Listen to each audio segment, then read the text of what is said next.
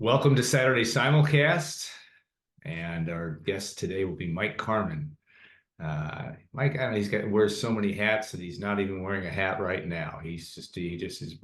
But Greater Lafayette Sports Report. If you haven't checked into that, you should, because it is. Mike's insight is excellent on any sports topic. Women's basketball right now, a big part of what he is writing about, to say the least, and very interesting stuff. We'll talk some women's basketball, then of course we'll talk obviously some men's basketball, and maybe a little bit on the great, wonderful world of coaching carousels and transfer portals. But we don't have a 2-hour show, so we don't have a lot can't get into all that today. But I want to thank our sponsor, the Union Club Hotel and the Boiler Up Bar, 811 Bistro, all the things that you can do at the Union, as Brian Neubert says on his rap videos. If they had hotels and unions this weekend in Iowa City, he'd be in one. But we appreciate all that they do for us. All right, Mike, let's start with men's basketball. Obviously, Purdue, anytime, and you've seen many of them over the years, but the Boilermakers, an extremely impressive performance for 35 out of the 40 minutes probably against Indiana, and the biggest win in Bloomington since 1934 in terms of point spread. But just your impressions of what you saw on Tuesday night, and where this basketball team is. Did you cover the game in 1934? I did not. I stopped short of saying. I did say that in some other interview I had, that I was not at that game. It was 47-13, that I know, but I think IU missed an extra point or something like that in that game. I'm not sure. This team is still in good shape. You don't want to go too far out on a limb, but I still think this is the best team in the Big Ten. Yeah. I still think they win the Big Ten by multiple games. That could be 2. That could be 3. I still think more than one. Okay. I still think that, and they still have probably a loss or 2 ahead of them, just based on circumstances and other things. But as you know, and everybody knows, this is a better team than it was last year. Yeah. Additions and the improvement and the maturity, and getting older on the perimeter. But what that means in March, we don't know yet, and that's for a different day. But you like the way they took care of business. You like the way that they leaned on their strengths, which is Zach and some other guys there, and getting Fletcher Lawyer involved is always a positive for them. The more balance they have, the more people you have to guard on the floor, the tougher they are to defend. And Indiana has some shortcomings that they don't match up well with Purdue, and a lot of teams face that too. But impressive win against your rival always makes you feel better. But in the Big Ten, you got to do it again, and you got to go on the road again and do it at Iowa, a team that's going to put up some points. So Purdue's offense has got to be at a high level, and to me, this is a very simple approach for this team. If they take care of the ball, they're going to score, and they're probably going to win. I mean, that's kind of what I think this team is, and what this season is going to come down to.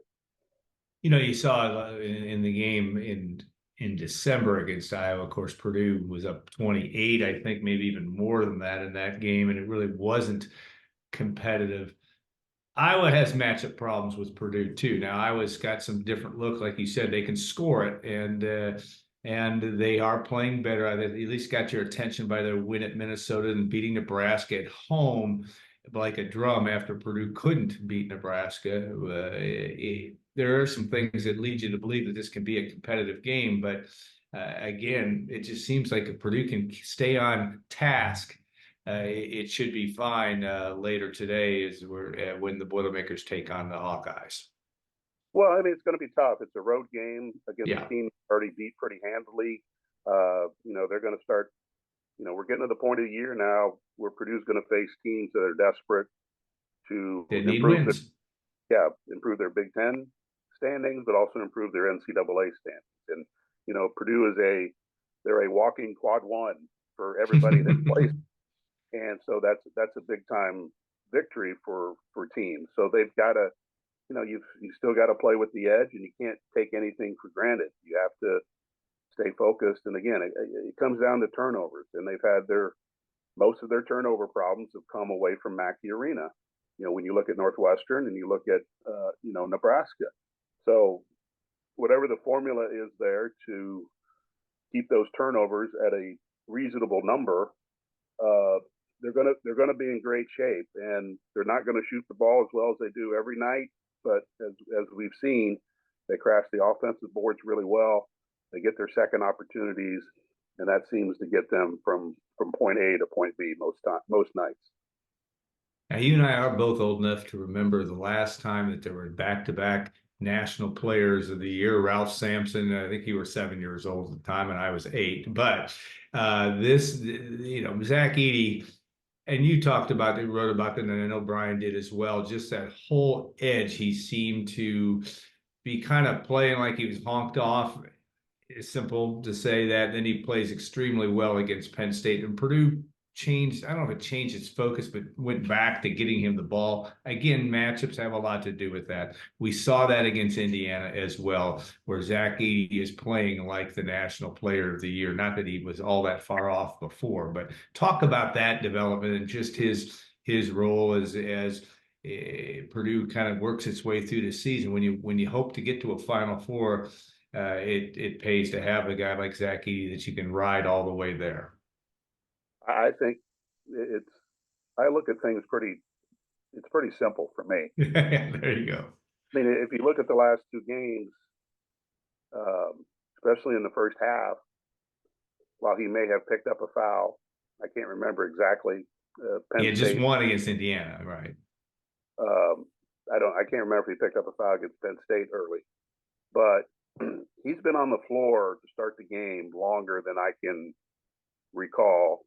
Now, I'd have to go through the play-by-play sheet and all that. But I even mentioned something to Brian, I think Penn State. He was still on the floor halfway through the first half and maybe up to close to that 8-minute media timeout, where before, in other games throughout his career, he's usually out by the 12-minute media timeout. So he's been on the floor longer, and I think maybe that's allowed him to get more in a flow, in a rhythm. And the matchups come into play with that. The lack of fouls with him plays a role in that. I mean, obviously, if he picks up 2 fouls, he's going to sit as long as Purdue can afford him to sit. Like remember the Illinois game where he got 2 fouls, sat the last 8 minutes or so, and Purdue extended the lead. If it had gotten close, I don't know what Painter would have done at the end of the first half. But if you can afford to sit him with 2 fouls, you do it. But I do think it's just him being on the floor, getting into the rhythm, maybe a more concentrated effort to take advantage of those matchups that they've worked on.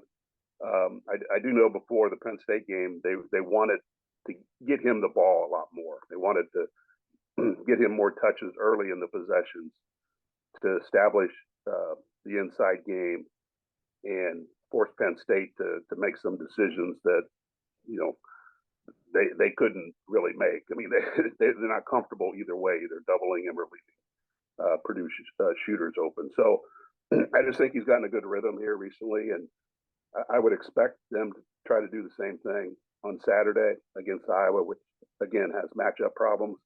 And if you can get him rolling early, then he's a hard guy to stop after that. Yeah, no question.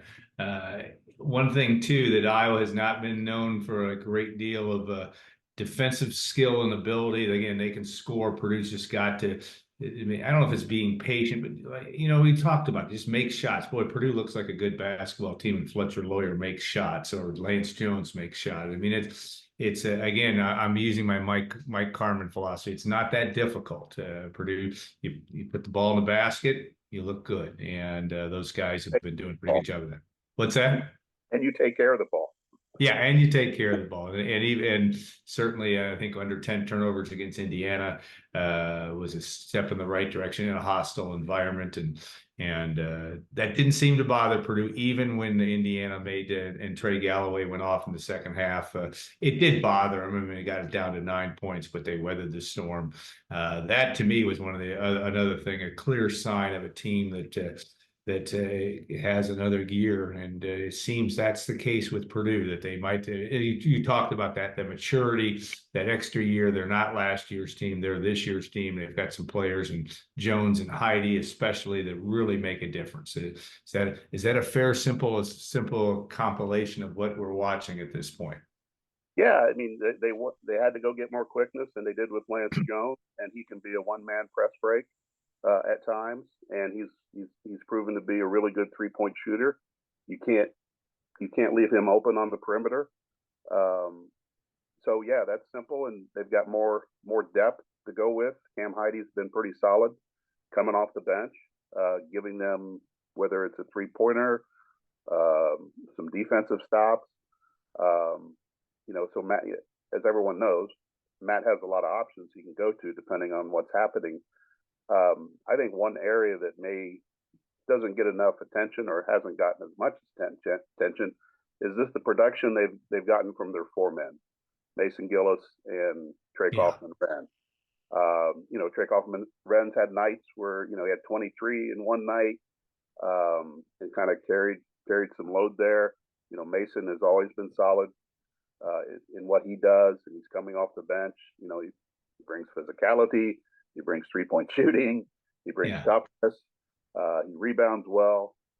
I found a stat the other day that he has as many offensive rebounds that he does as he has 3-pointers. I don't know what that. I don't know what that means. For a 4-man, that seems like a pretty good combination to have. So I think what they're getting out of the 4 position has really maybe pushed them forward another level to complement Zach in what he does. So things are trending in the right direction for them, but the Big Ten's filled with landmines, and it happens this way. It happens sometimes like this where everybody has an off shooting night for some reason, and you find yourself in a hostile environment and you can't get out of it for whatever reason. But right now they're trending in pretty good direction. Yes, this Saturday simulcast is evergreen till about 4:30 p.m. Eastern. Then everything we've said may or may not be true based on the results in Iowa City, and certainly that I think is true. I think again, I think there's a general feeling that Purdue's in good shape and everything trending in the right direction. But I agree with you, Mike. I don't see them going undefeated here the rest of the Big Ten season. There's somebody that's going to get them on the road and cause Purdue to recalibrate a little bit. And that may not be a bad thing for Matt Painter's team, just because just making those tweaks and doing some things a little bit differently and better. Still got to get better from January the 20th to the 3rd week in March. You want to be better. So, all right, now we want to talk also women's basketball. Nobody knows Purdue women's basketball more than Mike Carmin. Greater Lafayette Sports Report if you haven't had a chance to subscribe to that, operators are standing by, but Mike does a great job with that and his analysis of a team that, on Thursday night just kind of seemed to me to be more, and I don't watch them near as much as you do, but seemed to be a little bit of more of the same, at least on the road against Penn State in a double-digit loss in a game that the Boilermakers could not penetrate that single digits. It didn't seem much in the second half. Talk about where Katie Gearlds' team is. They're 9-8 right now. Their net is near 80. They have opportunities. We will talk about Indiana on Sunday. There's a lot of teams they can beat if they could get somehow really do an about face to get back to the tournament. But it seems to me that is becoming a little far-fetched at this point for Katie Gearlds' 3rd team. Yeah, I mean they put themselves in a hole right now, and it's going to take a lot to get out of it. And with who they have to play and where they're positioned in the Big Ten, they're going to have to go on a pretty substantial winning streak to climb out of that. I mean, the way things are jumbled in the Big Ten, you're not that far from being where they're at now to Yeah. climbing a new position, but it's more than that because the record's not what it should be or what they had hoped it would be, being at 9-8. They lost too many games in the non-conference, so they have a lot of work to even, I think, get back to thinking about the NCAA tournament. I mean, their focus right now is just trying to find a win, break the 3-game losing streak, and figure out a way to take care of the basketball early in the game. They've had high turnovers in the first quarter, in the first half. It's put them in big holes the last 2 games at Maryland and at Penn State. And a lot of them are unforced turnovers, just plays that you would expect being made at this level. You'd be curious going back and the combination of forced and unforced turnovers. They had some live ball turnovers last night that hurt them. Once they got down double digits, they never could get it back. And but they're in a tough spot right now, trying to get a win. I mean, you have a group of veterans that have brought you to this point, but you also have a good nucleus of freshmen that's getting more and more playing time, and probably should get more and more playing time as we move forward here, because you need to have a little bit of an eye to the future, an eye to next season. No one in the program is going to say that, but that has to be part of the thinking as they navigate here the next couple weeks to get to the end of January to see what exactly February can mean for them. Yeah, you look at I think the end of the game on Thursday night against Penn State, you had 5 freshmen on the floor. It's not, again, it is simple as that you're not going to play any of your vets down the stretch, but it'll be interesting to see. And Katie Gearlds is still forming a program, even though it's year 3 and they made the NCAA tournament in year 2. And they may take a step back from that standpoint this year. But talk about just her evolution as a coach. And yes, some of the things that she's got good, solid recruiting class coming in. There's reason for optimism, but got to be a little bit of a challenge for her just because, she had that tremendous success at Marion, but also just, the evolution of a program and building it and trying to get that foundation as solid as possible moving forward. Yeah, I mean, and she's a competitive person, as we saw as a player. She's competitive as a coach.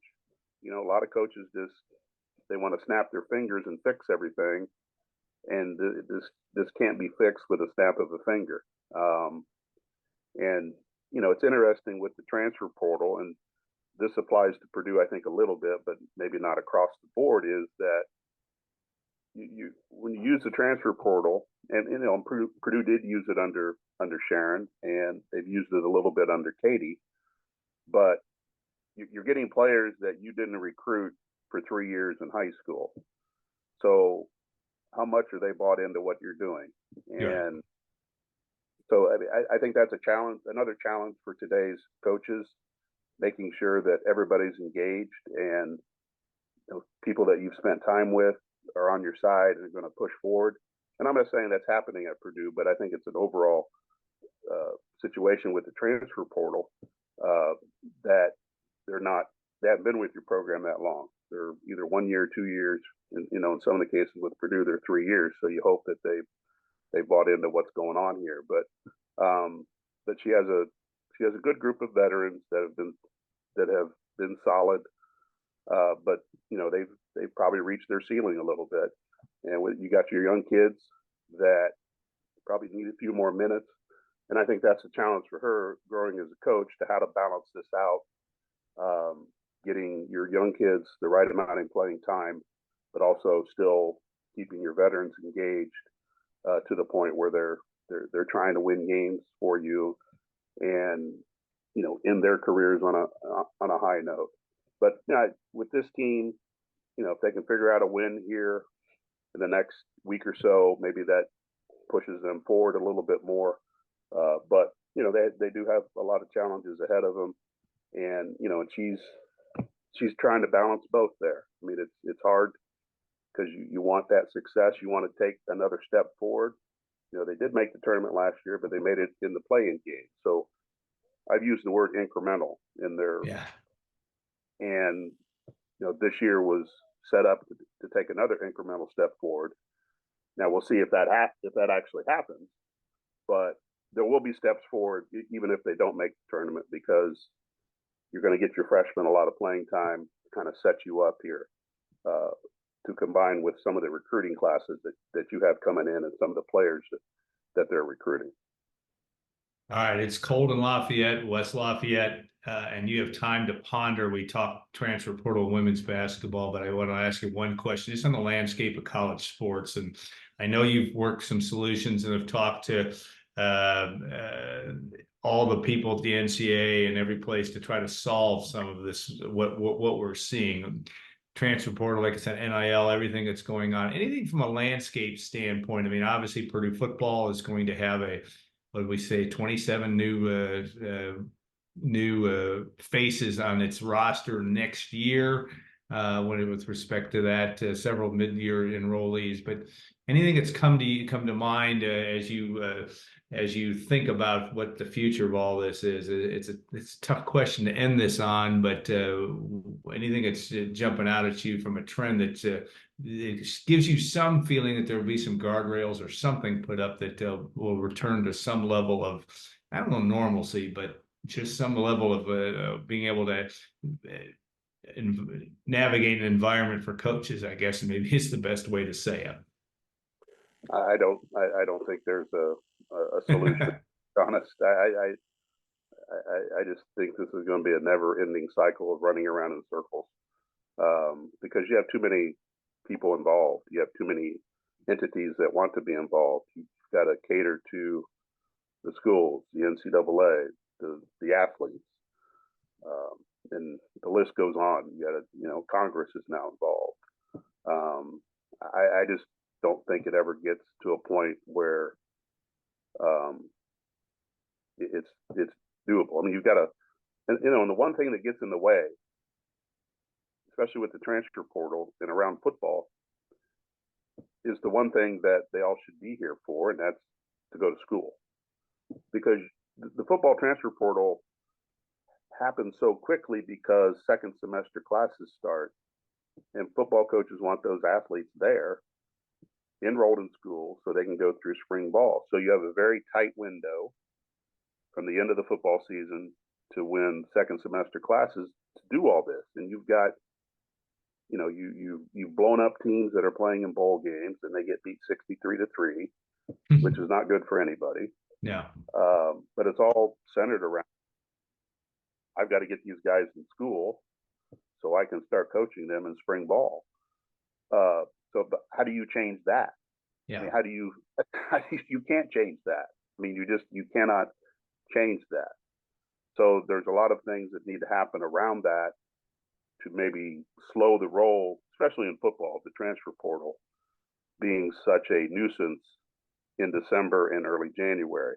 Whether that's, and I know Brian has written about it and other people have written about it, whether that's moving, quote, bowl games to the beginning of the year to make sure everybody wants to play, can play, it doesn't opt out, to the thing where in December the only thing you have is the college football playoff, and most guys are going to stick around to participate in the college football playoff. But once they lose, they're done. They can go in the portal. They can do whatever they want. So I mean, that's one. I don't know if it's a solution, but it's one idea to maybe slow the roll a little bit. But it's, with NIL, it's pay for play is what it is, and I just don't see how this ends in a positive way for everybody. I mean, I just think a year from now you're gonna ask me the same question. Yeah. And I'm not gonna have an answer. Nobody's gonna have an answer. They can't wrap their head around it. Is the solution making them employees? Probably not. Is the solution breaking away and having football as its own independent animal out there? Maybe. But you just have so many tentacles trying to get involved in these things that it's very hard to come down with a clear solution as far as what needs to happen to calm this thing down and kind of get it back to where it should be, where you are academic based. You don't hear anybody talk about going to get a diploma. And now, Yeah. how does a player get to be in college for 9 years with the guy from Miami? I mean, Yeah. I know he's injured, but at some point, don't you have to get your life and do something else? But I don't know. I just rambled. I've wasted a couple of your minutes on your precious time, but I just Well, don't. There's not a solution. If there was a solution, it's like asking a coach, like me asking Katie Gearlds. So, how do you fix the turnover problem? Well, if I knew that answer, I'd already fixed it. yeah. So, same situation here. How do you fix this when there's absolutely no solution out there to get it fixed? Yeah, I think you're right. It is and we're so used to dealing with problems that there's at least one of three answers you might be able to come up with. I don't even know where that is here. Last quickly on, is it a football? Do you still look at in the big picture? This seems to be, maybe because Purdue men's basketball, I'm going to use them as an example, seems to have a lot of stability, and that could change in 2 years, from a transfer portal. Who the heck knows? But is this really a football problem that you've got to fix, or you've got to figure out, or something, or we live in this continual merry-go-round? But is it a football problem? 95% of it, in your view? Oh, yeah, it is a football problem because of the way the schedule and the calendars are set up. Yeah. Basketball has, there's transfer portal issues with basketball and other sports, but football is the main one because the value that's put on spring practice, the value of getting guys into your program as early as possible. Yeah.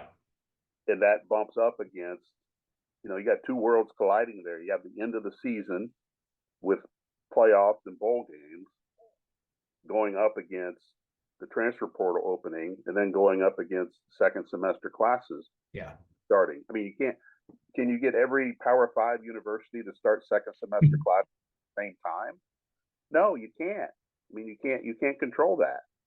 So it is a football problem. It's a football issue that needs to get taken care of, but it has to get taken care of around the academic component of it, because schools are not going to change what they do in that area just to satisfy fixing the transfer portal.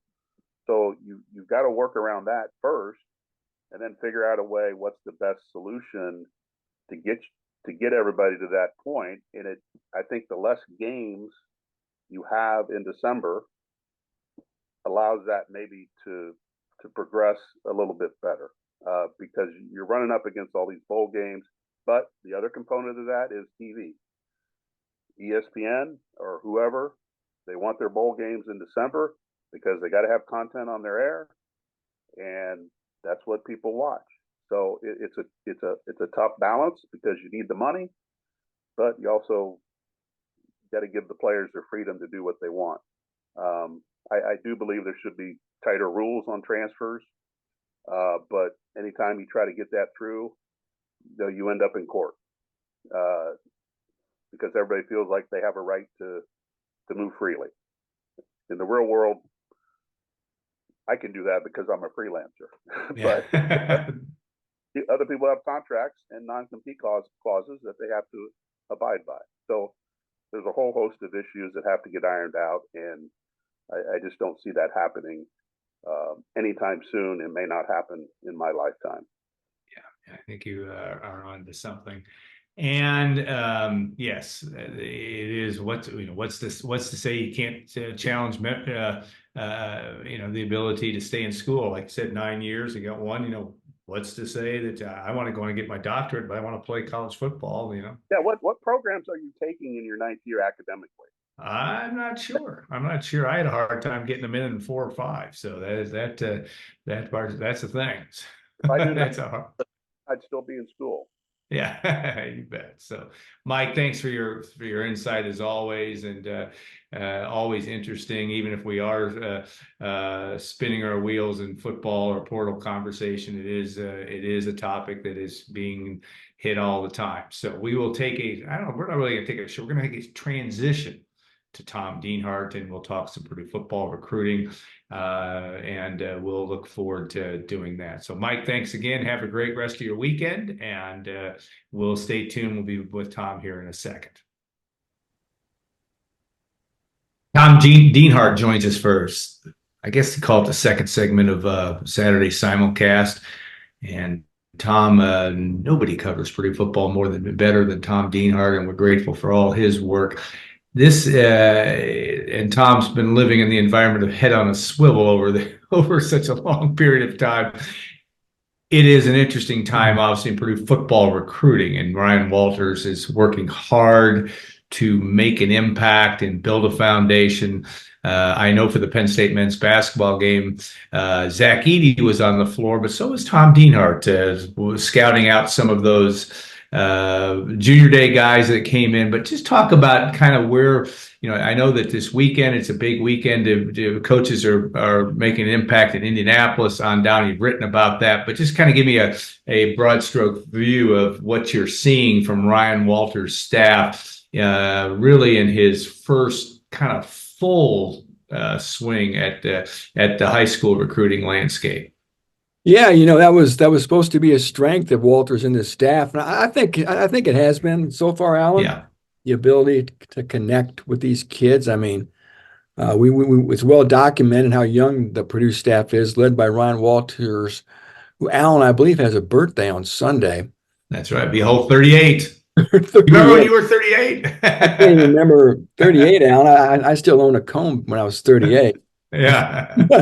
But yeah, they got a late start last year. Obviously, he came in December, got his staff together. They sort of had to keep the class together. Brahman had assembled and added a few guys. Well, this is more of an indication, 2024 class and beyond, maybe of the recruiting acumen of Walters and company. And the class this year that they signed, at least December 20th, the first wave of guys, I think was pretty well received. Well ranked, I want to say, in the 30s in the nation by On3. A nice collection, I think, of offensive linemen and defensive backs in particular, Alan. And they're turning the page, obviously, now. All eyes are on 2025 kids. Juniors right now will be seniors next fall. And they've got 4 commitments already, Alan. They got a big one recently from Terrion Grant, the big 6'4" cornerback, Alan, from Murfreesboro, Tennessee, a 4-star kid, had a who's who list of offers. And he'd been a silent verbal for a couple months, Alan, went public, I believe it was on Sunday. So big get, again, 4 guys. They've got a quarterback for next year, 2 already, Alan Sawyer Anderson, a 5'10" kid from Texas. And they got a running back also and a linebacker. So they got 4 in the can, so to speak, Alan, and they hosted the 4 or 5 kids this last Saturday you were talking about over in Mackey Arena, some 2025 guys. And Alan, there's a name on there you may be familiar with, Cameron Gorin, the son of Brandon Gorin, big 6'5" offensive tackle from Hamilton Southeastern. He was there. John Anthony Hall, a wide receiver from Fishers. Alan, he got an offer last week when he was here. Nizzy Davis, a big 6'6" tight end from Lawrence Central. So again, and all Indianapolis kids, right? And Friday, the staff is sort of blitzing Indianapolis, if you will. I like calling it Nap Town. My dad always called it blitzing Nap Town, and they did something last year. Of course, if you're a Purdue football coach, Purdue anything, you want to have a good presence in the capital city. And they've got an itinerary. If schools are hitting, they're going to go to a basketball game tonight. And they're at it, trying to connect with these kids. And no visits this weekend, Alan. There's no basketball home game. But again, they've been busy on the road all across the nation during the course this last week. The Blitz in Indianapolis on Friday. And I think next Saturday they play Michigan at home. Basketball team does, I want to say. Is that right? No, they play a Tuesday. Though they don't have a home men's basketball game till IU on February 10th, a weekend home game. Oh, really? Because they have Michigan on Tuesday, which I'm sure they could have some relatively local kids up for that. And then of course they go to Rutgers. Then they go to Wisconsin the following weekend. And of course Indiana. Yeah, it's weird because they really only have 3 weekend games left. with they've got obviously Indiana on the 10th, and then they've got Michigan State on the 2nd, and then Wisconsin on Senior Day on the 10th. Really makes it a little bit of a challenge, because that's why that Penn State, you got to showcase that number one team when you're, or top two team, I should say, right now, that makes a big difference. Interesting part. What do you see about, again, coaches, you've been around coaches a long time and understand building. We were talking with Mike in segment 1 about Katie Gearlds and trying to build a foundation. Mm-hmm. And, and having an identity. Is it harder, or is it almost impossible to have that in the transfer portal world? But yet what you're seeing is that Indiana connection, trying to get that foothold. What do you see as the strategy of Ryan Walters and company? Is it scattershot, or is it really, we want to get this base handled here in that 250-mile radius? What do you see from that standpoint? Yeah, I think you always want to, for generations, Alan, you always want to win your home state, right? You want to keep your best players at home if you can, and then sort of fan out from there. But I think it always means a little bit more to guys who are from the state. They understand the state, they understand Purdue, the Purdue-IU rivalry. Their families are nearby, so I think those guys have maybe a little bit more invested. But again, you just want good players, right? I don't care where they're from. All you want are good players, and this staff obviously has made its presence felt far and wide on the high school recruiting front. Going to Mississippi, Tennessee, to Texas, on it goes. They've really fanned the country, looking for talent. But again, I don't know. Players come and go more than ever in this era with the transfer portal, Alan. So the task has got to be tougher for coaches who have guys who I don't want to call them mercenaries, but these transfers come in, Alan, and I'm sure you're supposed to be team first. I'm sure these guys are team first, but they came here because they want to play, man. I'm sure they want to win, but they want to play. They saw an opportunity to come to Purdue to play and get on the field. That's what everybody wants. That's what Alan Karpick wanted to do back in 1977. He just wanted to get off the bench and play. I didn't. I didn't get off at all. But you could have transferred to Frontier or Benton Central. Everybody wants to play. So it's tough, man. You got to manage egos. You got to manage people's wants. And you got to look for selfishness. It's tough. It's tough, but I guess you try to develop some type of baseline culture. I think a lot of that, Alan, starts with your strength coach, honestly. The one coach who probably spends more time with players than any other guy on the staff is Kiro Small. Yeah. And boy, I've talked to Kiro a few times, know him just a little bit, and other people talk about him in very high praise, very high words for Kiro, what he's meant, just not from a physical development standpoint, but from, I think, a culture standpoint, a work ethic standpoint. So he, more than anybody, may be responsible for maybe establishing a baseline culture in the Purdue football program. We've talked about it, and we talked about it with Mike earlier also, but just this whole navigating the world of change and being able to be in that environment and to be able to weather the storm. And again, we're not in Ryan Walters having breakfast with him every morning, so we don't know really what he feels. But boy, it does seem like if there's any chance to be able to have a guy that can deal with the 1,000 things that are thrown at him and not really let it phase him all that much, is it safe to say at least that Ryan Walters takes a step in the right direction there? Because that 38-year-old body, I don't know, but it seems to me he's kind of hanging in there and just doing his thing, controlling what he can control. Yeah, amen to that, brother. And then I think as you were talking, I think you gave the answer I was thinking of, the youth of Walters. He's a younger guy, more adaptable to change, not set in his ways. We saw Nick Saban leave. They said some of that was due to the changing landscape of college football, landscape he didn't grow up navigating. And I understand it. I get it.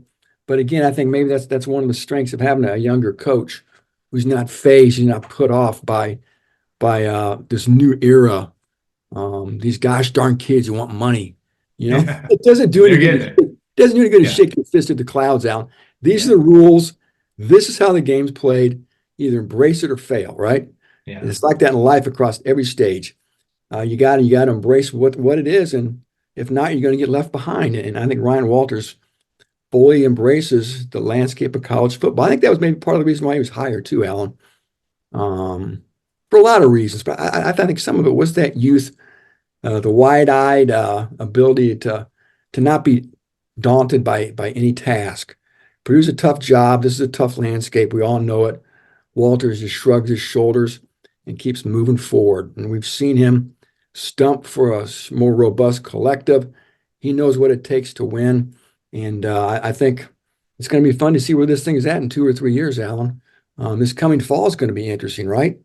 18-team Big Ten, tough schedule. Notre Dame's back, coming off a 4-8 season.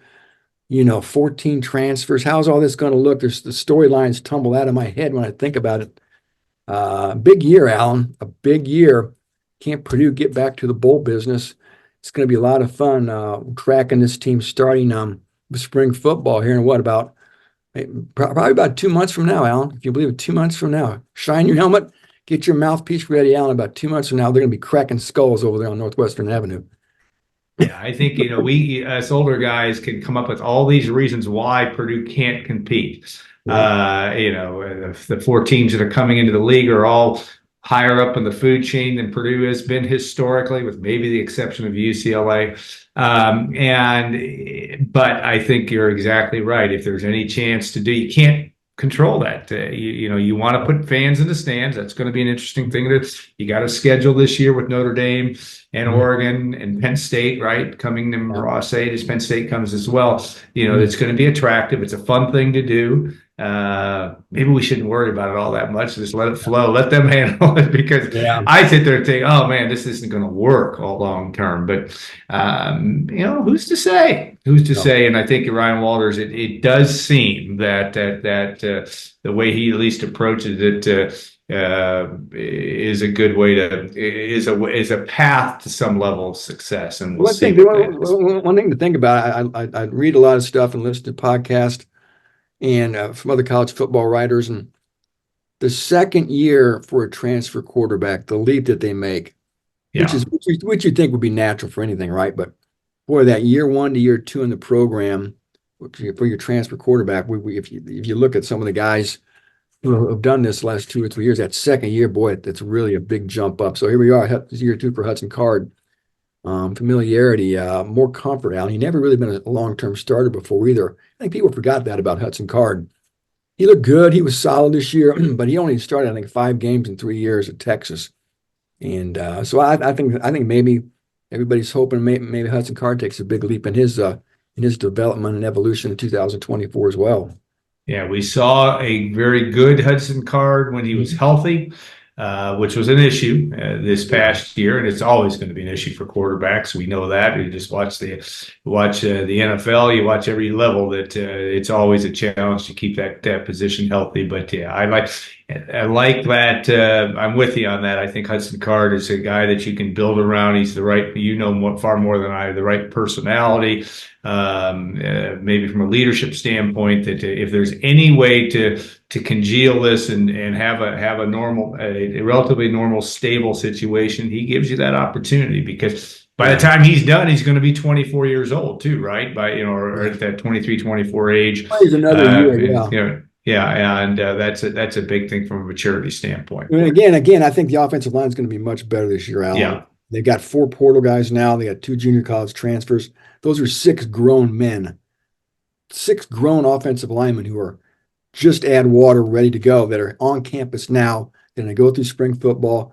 You mix those 6 guys with a pretty solid core of veterans coming back up front, Alan, with Musa and Bo, Hartwig, Jalen Grant, Luke Griffin. Long story short, depth's going to be much better this year, and that line should be much better equipped, you would think, to protect Hudson Carr, and maybe Allen get a little better push in those 3rd and 1 and 4th and 1 situations we always see Purdue struggle in, especially in the red zone. All right, we'll leave that with an optimistic tone to this, which we try to be anyway. But that's part of the storyline. All right, for all of you out there, stay warm.